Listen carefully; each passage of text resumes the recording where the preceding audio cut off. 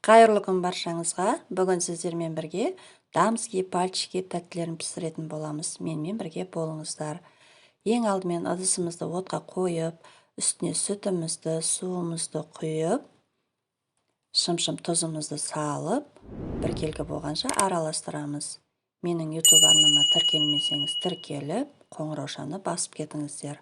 Алдағы уақытта көптеген жаңа рецепттермен бөлісетін боламын. Үстіне өлшеп алынған сары майымызды салып, майымыз ерігенше араластырамыз.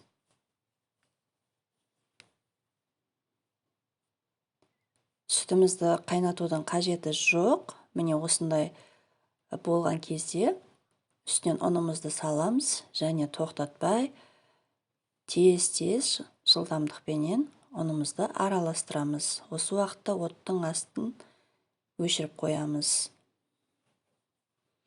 Не тоқтатпай араластырыңыздар, әйтпесе қамырларыңыз түйіршіктеліп, комочкалар болып қалуы мүмкін.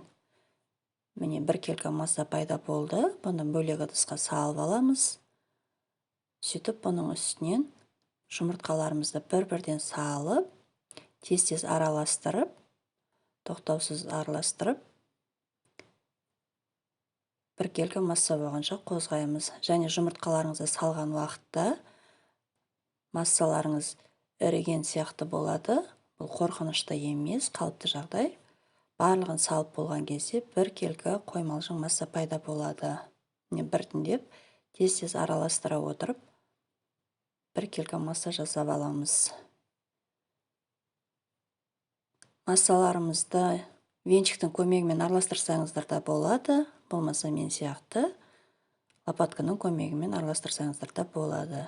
Пешімізді 200 градуста қыздырып қоямыз. Осы уақытта противнемізді алып, үстіне пергамент қағазын төсеп, осылай насатканың көмегіменен мен барлығын арасын ашықтау етіп құйып шықтым.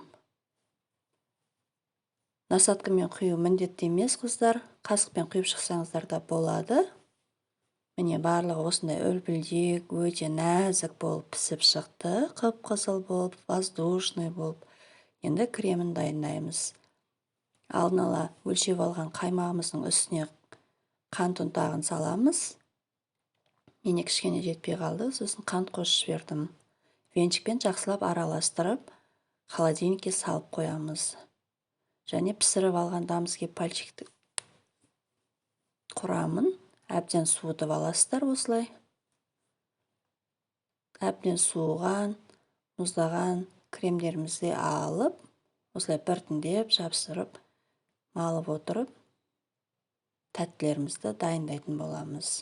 Яғни бикеш саусақтар тортымызды жинайтын боламыз. Дәл осылай етіп, бір-бірден алып, қойып шығасыздар, формасын келтіріп. Жасалуы өте оңай, қыздар. Сіздерге де жасауға кеңес беремін. Сіздер де жасап көріңіздер.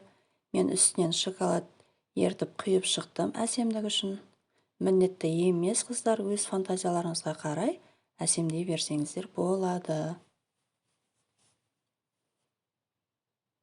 Және үстінен мандарин қойып шықтым. Дәл осылай дайын болды. Аз уақыттың ішінде шайға тәттілер дайын болды. Менің YouTube арнама тіркеліп, тіркелмеген болсаңыз, қоңыраушаны басып кетіңіздер. Комментарий қалдырып кетіңіздер. Сау болыңыздар. Назарларыңызға көп-көп рахмет.